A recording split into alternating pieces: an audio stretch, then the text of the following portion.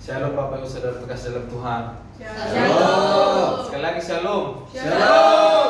Ya, terima kasih buat kesempatan yang diberikan kepada saya untuk menyampaikan kebenaran firman pada siang hari ini.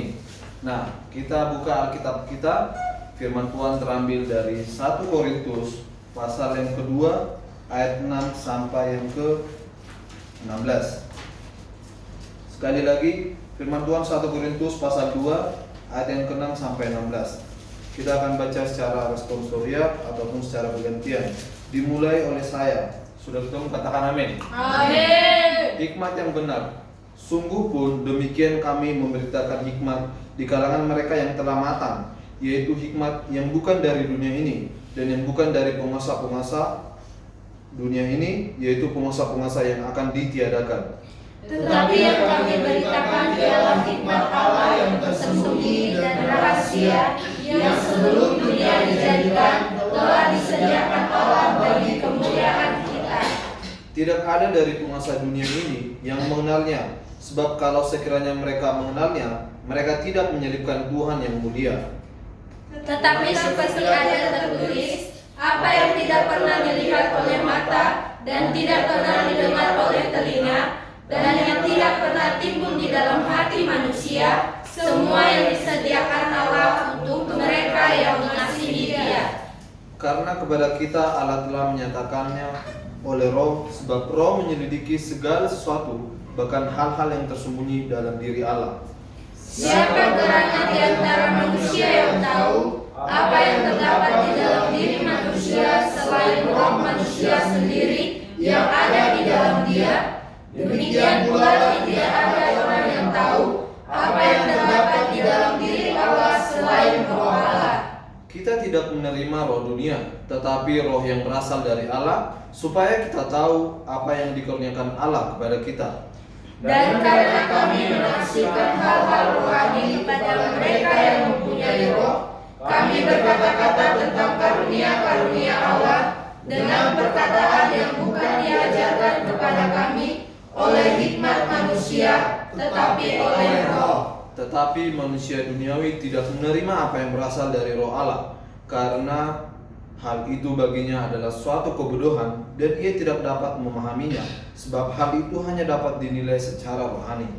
Tetapi manusia rohani menilai segala sesuatu, tetapi ia sendiri tidak dinilai oleh orang lain. Sebab siapakah yang mengetahui pikiran Tuhan sehingga ia dapat menasihati dia? Tetapi kami memiliki pikiran Kristus. Amin. Amin. Ya, terima kasih buat pembacaan firman Tuhannya. Bapak Ibu Saudara terkasih dalam Tuhan, tema yang saya bawakan pada siang hari ini yaitu hikmat yang benar. Sekali lagi, tema yang saya bawakan adalah hikmat yang benar. Nah, kalau kita telusuri bahasa aslinya dari bahasa Yunani, ternyata teman-teman terkasih dalam Tuhan, kata hikmat adalah sophia. Nah, sophia yang diterjemahkan dalam bahasa Inggris yaitu wisdom. Nah, dengan demikian ungkapan hikmat yang dimaksudkan adalah bersifat spiritual atau bersifat rohani. Nah, jadi beda hikmat yang dari Tuhan dan hikmat yang dari manusia. Nah, hikmat yang dibicarakan Paulus dalam 1 Korintus ini yang barusan kita baca, bahwa tentang berita salib, hikmat Allah tentang berita salibnya. Nah, Paulus menghendaki setiap orang Kristen memiliki pemahaman sesungguhnya tentang hikmat yang benar, sehingga iman Kristen tidak didasarkan pada hikmat manusia, tetapi pada hikmat Allah sendiri. Nah, hikmat yang benar adalah pengetahuan intelektual yang berasal dari Allah, yang tidak terbatas. Nah, jika demikian, hikmat dunia adalah hikmat yang berasal dari penguasa-penguasa dunia ini, seperti yang telah kita bacakan tadi. Nah, oleh sebab itu, saudara-saudara terkasih dalam Tuhan, Tuhan menghendaki agar kita memiliki hikmat yang benar. Pertanyaan sekarang bagi kita, dari manakah sumber hikmat yang benar? Melalui kebenaran firman Tuhan dalam 1 Korintus 2 ayat 6 sampai 16 ini, ada 3 sumber yang benar, yaitu yang pertama, Allah Bapa. Yang pertama, sumber yang benar adalah Allah Bapa. Saya akan bacakan buat kita semua ayat 6 sampai 9. Dikatakan firman Tuhan demikian, Sungguh pun demikian kami memberitakan hikmat di kalangan mereka yang telah matang, yaitu hikmat yang bukan dari dunia dan yang bukan dari penguasa-penguasa dunia ini, yaitu penguasa-penguasa yang akan ditiadakan. Nah, di ayat selanjutnya bisa teman-teman baca di rumah. Nah, kita harus perhatikan teks yang dikatakan di sana, tetapi yang kami beritakan adalah hikmat Allah yang tersembunyi dan rahasia, itu di ayat 7. Nah, kata sembunyi, kalau kita langsung korek kembali bahasa aslinya bahasa Yunani, yaitu apokrupto, merujuk pada hal-hal yang tersembunyi. Kemudian dapat dinyatakan dari Matius 11 ayat 27, ayat 16 dan ayat 17. Nah, jadi ternyata hikmat Tuhan itu adalah tersembunyi, berbeda dengan hikmat yang dari manusia, berbeda dengan hikmat penguasa-penguasa yang ada di dunia ini. Nah, dikatakan tadi hikmat dari Allah. Hikmat dari Allah bagaimana? Contohnya yaitu salah satunya hikmat tentang salib. Nah, saudara-saudara kita termasuk orang yang beruntung. Kita termasuk orang yang mendapatkan anugerah, kasih anugerah dari Tuhan. Kenapa? Karena tidak semua mendapatkan hikmat yang dari Allah, apalagi tentang salib. Sehingga kalau kita bisa lihat tetangga kita, agama seberang, kita bisa melihat mereka meledek akan agama kita, mengatakan Tuhan kita itu di salibnya itu ada jin, seperti itu ya. Nah, karena mereka tidak memiliki hikmat yang dari Tuhan, mereka tidak mendapat hikmat yang dari Tuhan. Nah, bisa saja mereka memang belum saatnya dipilih oleh Tuhan, dan bisa saja mungkin mereka sudah mendapatkan hikmat yang benar itu tetapi menolak dan tidak mau menerima Injil yang diberitakan. Nah, jadi saya punya ilustrasi. Seorang atlet selancar menunggu ombak untuk berselancar, dan ia tidak dapat membuat ombaknya sendiri. Nah, kita tahu kalau teman-teman pasti pernahlah ke pantai, apalagi yang di Mentawai, apalagi yang di Nias ya, dekat sama pantai. Saya pikir juga banyak bule di sana ya. Nah, jadi ombak itu adalah hikmat Allah, dan atletnya adalah kita yang bergerak di atas ombak. Berapa banyak dari kita mencoba membantu Allah dengan hikmat dunia, yaitu dengan membuat ombak kita sendiri. Mari kita bayangkan saudara-saudara terkasih dalam Tuhan, bahwa hikmat manusia dan hikmat Allah sangat jauh perbedaannya antara langit dan bumi. Nah, oleh karena itu kita harus memiliki hikmat yang bersumber dari Allah melalui pemberitaan firman Tuhan, dan bukan hikmat manusia yang terbatas sehingga kita dapat memperoleh hikmat yang benar. Nah, saya sendiri mengalami pribadi bagaimana hikmat dari Tuhan itu. Nah, ketika saya ingat kembali ketika saya ikut mata kuliah bahasa Ibrani. Nah, benar teman-teman, saya paling tidak suka bahasa Yunani sama bahasa Ibrani ya, saya jujur ya. Nah, jadi suatu ketika akhirnya kita ujian akhir. Nah, ternyata tidak hanya saya yang kesusahan, teman-teman yang lain juga kesusahan. Nah, kemudian kita ini masuk deadline, hari akhirnya besok mau dikumpul. Nah, jadi saya minta tolong ke teman saya kan, tolong ngajarin saya, dan dia tidak mau, dia sedang sibuk seperti itu. Dan akhirnya saya, ya udahlah, saya berusaha belajar sendiri. Saya berusaha semampu saya gunakan hikmat saya, pengetahuan saya, kemampuan intelektual saya. Dan saya memang tidak berhasil. Nah, itulah karena mungkin intelektual saya kurang bagus ya, seperti itu, kurang memadai. Dan itu juga kesalahan saya karena ketika dosen mengajar saya kurang memperhatikan, seperti itu. Jadi sekaligus nasihat teman-teman supaya memperhatikan dosen, amin. Nah, jadi lanjut lagi, akhirnya saya berdoa, udah pusing, udah nyerah, surrender ke God. Saya menyerah ke Tuhan, benar, saya menyerah. Udahlah Tuhan, tugas akhir ini mau ulang pun nggak masalah lah, nggak sanggup lagi aku, tapi saya berdoa, tolonglah Tuhan, seperti itu. Saya mau belas kasihan bukan? Kita kalau udah dalam kesesakan baru ingat sama Tuhan. Nah, makanya Tuhan sering ngasih masalah sama kita karena kita supaya sadar ombak tadi kita tidak bisa kita atur sendiri. Nah, akhirnya pada keesokan harinya deadline-nya jam 10 harus dikumpulkan. Pagi-pagi saya tergerak pergi ke kamar tadi teman saya. Dia ini termasuk orang yang pintar dan dia yang paling pintar di kelas saya. Saya rasa seperti itu. Dan kemudian saya memperhatikan. Saya tidak tahu, saya tergerak seperti itu. Saya memperhatikan bagaimana caranya mengerjakan tugas. Nah, saya hanya perhatikan dan kemudian saya praktekkan, dan dengan saya berdoa memang dalam hati, tolong saya Tuhan. Dan akhirnya saya mampu mengerjakan tugas saya. Dan bukan hanya itu saja, saya minta tugas-tugas teman-teman yang lain juga kan nggak bisa. Saya buatkan tugas mereka, sehingga saya mengorbankan tidak ibadah chapel, sehingga saya mengorbankan tidak makan pagi seperti itu. Nah, apakah saya dapat balasan dari mereka? Tidak ada. Nah, tetapi kita belajar hikmat dari Allah itu ternyata hikmat yang luar biasa. Nah, yang tidak masuk akal menjadi masuk akal. Nah, dan itu mengandung kasih seperti itu. Jadi hikmat dari Allah berbeda dengan hikmat dari manusia. Seperti yang saya sampaikan, sumber hikmat yang benar adalah dari Allah Bapa sendiri. Ketika kita meminta, maka kita akan mendapat. Amin. Amin. Oke, selanjutnya kita masuk dari manakah sumber hikmat yang kedua, yaitu Roh Kudus. Nah, kita tahu, saya percaya ini sudah hal yang umum. Apalagi mahasiswa teologi udah mau semester 3 nanti kan? Nah, semester 5, maaf ya.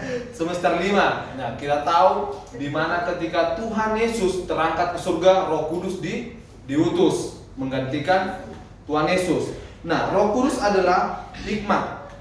Karena Roh Kudus adalah Allah, maka Dia mampu menyelidiki segala sesuatu. Nah, yang dimaksud segala sesuatu, saudara terkasih dalam Tuhan, di konteks ini adalah semua yang dinyatakan Allah. Nah, dikontraskan dengan hal-hal yang tersembunyi dalam diri Allah. Roh bukan hanya mengetahui apa yang dinyatakan, tetapi juga hal-hal yang tidak dinyatakan oleh Allah kepada kita. Roh Kudus terus-menerus menyelidiki dalam diri Allah.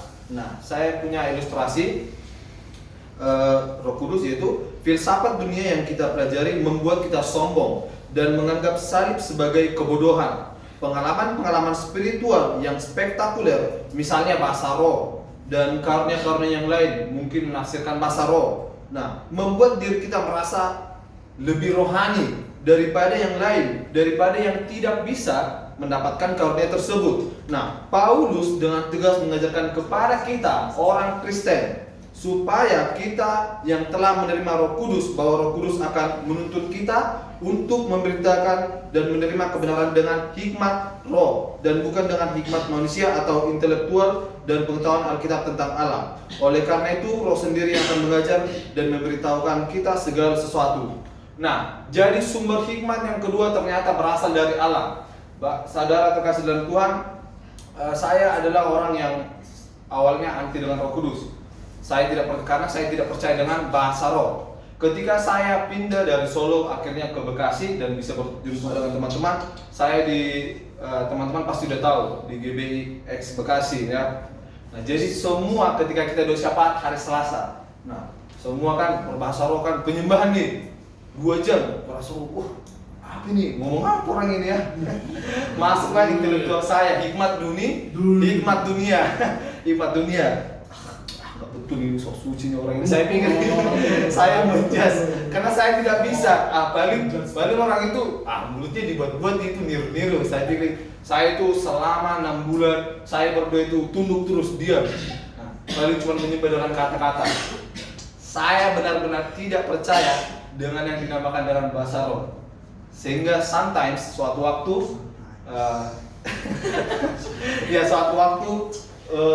ada nih pendeta bilang kalau karunia bahasa roh itu nggak bisa didapat di seminar. Saya itu pengalaman, saya udah pernah ke KKR, saya udah pernah seminar, saya udah minta Roh Kudus, nggak dapat Bos Tom. Kau harus dapat. Saya dalam hati saya, iya Pak iya, di mulut iya Pak iya, dalam hati sok-sok paling rohani membahas roh. Saya pelan berontak dari hati saya. Nah, akhirnya saya tidak tahu itu ya, saya tergerak. Nah, kalau memang kita sungguh-sungguh sama Tuhan, pasti ada kalanya kita itu dikuasai roh Tuhan. Kita melakukan ini tanpa kita sadari sepenuhnya, setengah sadar, setengah tidak sadar. Saya itu kembali ke kamar. Nah, di sini memang perbuatan saya benar ya, saya menolong Bapak Gembala saya. Nah, saya benar-benar kecapean mengketik ada tugas yang saya kerjakan. Saya benar-benar kecapean. Terus tiba-tiba saya nyanyi kan, saya paling ingat itu nyanyi itu, peganglah tanganku Roh Kudus setiap hari, sehingga sampai endingnya selesai mulut saya mulai berbicara sendiri, baba gitu. kenapa ini? Saya lihat kan, kenapa ini? Apa ini? Dan ternyata, iya benar, itu adalah bahasa roh. Ternyata benar bang, nggak bohong pendeta itu bang.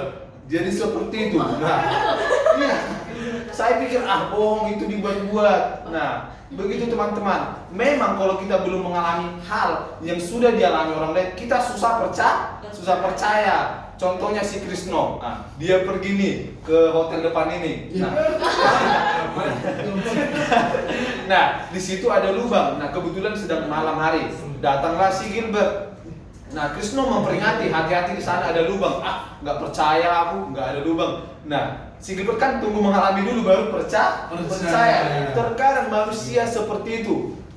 Karena kesombongan manusia merasa kalau belum ada pengalaman nggak informasi yang valid seperti itu, dan akhirnya saya percaya. Nah, saya kurang puas kan, karena ternyata di sana ada ibu gembala, ada jemaat yang lain bisa menafsirkan. Saya di situ, bagaimana ini menafsirkan? Saya jam 12 malam datang, saya mau bahasa saya itu ternyata bahasa roh itu kalau bahasa bayinya itu cuma baba. Nah, seperti itu. Jadi ternyata kita tidak boleh menghakimi supaya kita tidak dihakimi. Amin. Nah, jadi persoalan bahasa roh benar atau tidak itu bukan urusan kita, dan itu juga tidak merupakan jadi kunci kita itu hidup benar atau tidak. Nah, seperti itu. Itu jangan kita merasa karena kita bahasa roh kita merasa lebih benar. Nah, karena Roh Kudus itu terserah Roh Kudus. 12 karunia roh. Nah, berarti bukan hanya satu karunia roh. Kalau kita bahasa roh berarti kita yang paling berani. Tidak ada sama sekali kata firman Tuhan. Sehingga Rasul Paulus menasihatkan jemaat di Korintus, bertobatlah. Soal bahasa roh saya lebih, soal karunia menyembuhkan, soal karunia nubuat saya lebih dari kalian. Tetapi apakah faedahnya bagiku jikalau aku tidak mempunyai kasih? Amin.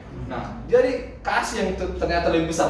Jadi masuk ikut banyak teman yang tadi ya. Maaf ya, agak melenceng. Nah, seperti itu. Jadi sumber hikmat yang kedua adalah dari Roh Kudus. Nah, selanjutnya kita masuk yang ketiga. Sumber hikmat dari mana? Yaitu pikiran Kristus. Katakan amin. Amin. Saya akan baca buat kita semua ayat 14 sampai yang ke-16. Tetapi manusia duniawi tidak menerima apa yang berasal dari Roh Allah, karena hal itu baginya adalah suatu kebodohan, dan ia tidak dapat memahaminya, sebab hal itu hanya dapat dinilai secara rohani. Tetapi manusia rohani menilai segala sesuatu, tetapi ia sendiri tidak dinilai oleh orang lain. Sebab siapakah yang mengetahui pikiran Tuhan, sehingga ia dapat menasihati dia? Tetapi kami memiliki pikiran Kristus. Amin. Luar biasa Rasul Paulus dalam pelayanannya. Sehingga dia kan, kalau teman-teman ingat, terlebih suka aku dalam kelemahan, karena disitulah kuasa Tuhan sempurna. Amin. Nah, jadi kalau kita dalam kelemahan kita punya masalah, bersyukur. Jadi kita ingat Tuhan. Semisalkan Gilbert punya 1M 2M, ngapain dia sekolah ST kan? Udah punya duit. Udahlah Tuhan, ngapain sekolah pendeta, ini duit saya lebih banyak. Nah, makanya di dalam setiap kehidupan orang percaya, Tuhan menaruh kekurangan dan kelebihan, sehingga manusia tidak ada yang menyombongkan diri, tidak ada yang memegahkan diri di hadapan Tuhan.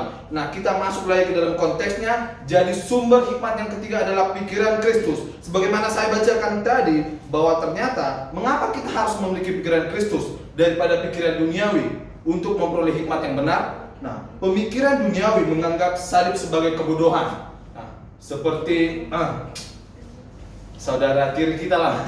Ya seperti itu ya, menganggap kebodohan. Masa dia Tuhan? Nah, dia itu Tuhan loh, masa disalib?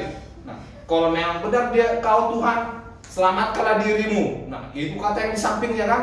Nah, tapi ada yang bertobat. Nah, Yesus, sekiranya jika engkau datang sebagai raja, ingatlah akan aku. Nah, itu kita bedakan yang di kanan sama di kiri Tuhan Yesus. Ada perbedaan di antara mereka. Yang satu, dia menuntut Tuhan Yesus. Dia maunya kalau Tuhan itu harus kayak gini, memaksakan pikiran duniawinya bahwa Tuhan itu seperti ini. Jikalau Tuhan itu bisa dilogikakan, itu bukan Tuhan. Karena firman Tuhan mengatakan bahwa hikmat Tuhan dan rancangan Tuhan tidak terselami. Amin. Nah, tidak ada pikiran manusia yang mampu menyelami pikiran Tuhan. Seperti itu. Jadi perbedaan antara tadi yang di kanan sama di kiri berbeda. Yang satu mau menerima, merendahkan dirinya menerima Tuhan itu dengan hikmat yang dari Tuhan. Saya percaya Tuhan itu melawat dia pada saat itu. Nah, Jadi, oleh karena itu orang Kristen harus memiliki hikmat yang benar agar dapat memahami pemberitaan Injil, terutama berita salib yang hanya dapat dimengerti melalui hikmat Allah, pimpinan Roh Kudus dan pikiran Kristus. Makanya kita sering penginjilan, tidak semua yang menerima karena Tuhan telah udah tahu.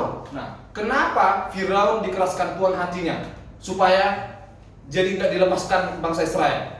Kenapa? Kenapa Tuhan mengeraskan hatinya? Karena Tuhan udah tahu Firaun dalam menggunakan free will yang diberikan Tuhan kepada dia mau melawan Tuhan terus. Akhirnya Tuhan mengeraskan hatinya, dan di situ Tuhan melakukan mujizatnya. Nah, itu mau supaya orang bangsa Israel itu percaya kepada Tuhan, supaya semakin percaya. Tetapi begitu banyak mujizat yang mereka alami, mereka tidak percaya sama Tuhan. Seringkali kita anak-anak Tuhan seperti itu. Berapa banyak kebaikan Tuhan yang lalu-lalu yang tidak kita perhitungkan, kita lupakan begitu saja, sehingga masa ini kita menghadapi kehidupan ketakutan, khawatir, dan itu ternyata kita seakan-akan seperti bangsa Israel, seperti itu. Nah, jadi Bapak Ibu terkasih dalam Tuhan, penutup, maukah saudara-saudara dalam menjalani hidup ini menilainya dengan hikmat Allah yang dipimpin oleh Roh Kudus yang mengubah pikiran saudara menjadi pikiran Kristus dan tidak lagi dipimpin oleh pengertian saudara sendiri dan hikmat yang berasal dari dunia. Nah, maukah kita pada mulai saat ini menerima hikmat dari Allah? Kalau hikmat dari manusia itu memanfaatkan, itu egois, itu menghalalkan segala cara. Nah, dan pastinya menindas orang lain. Kita tahu DPR kurang kaya apa mereka? Mereka menggunakan hikmat duniawi untuk menindas semua yang ada di bawahnya. Masyarakat Indonesia angka kemiskinan berapa banyak? Nah, berapa banyak angka kemiskinan di Indonesia? Seperti itu. Tetapi itulah manusia ini dan dunia ini akan berakhir pada saatnya nanti. Dan dikatakan tadi bahwa penguasa-penguasa bahwa yang berhikmat itu hanya sementara, seperti itu. Jadi kesimpulannya, sebagai murid Yesus Kristus, untuk dapat memiliki hikmat yang benar, maka ada 3 sumber, yaitu yang pertama tadi Allah, sumbernya dari Allah. Yang kedua Roh Kudus yang ada pada saat ini menemani kita. Dan yang ketiga pikiran Kristus. Nah, hikmat yang benar bersumber dari Allah Tritunggal. Hanya hikmat Allah yang dapat mengetahui hal-hal rahasia dan tersembunyi pada Allah melalui Roh Kudus yang mewujudkan pikiran Kristus terjadi dalam hidup kita dengan tujuan untuk memuliakan nama Tuhan. Nah, jadi jikalau kita mau lebih dalam mengenal Tuhan, kita harusnya berdoa, kita harusnya membangun hubungan dengan Tuhan. Nah, kalau Anda tidak percaya dengan karunia pasal atau apapun itu, Anda bisa meminta kepada Tuhan seperti itu. Seperti yang saya alami, saya minta, saya tantang Tuhan seperti itu. Demikian firman Tuhan yang boleh saya sampaikan. Terima kasih, mari kita bersatu di dalam doa.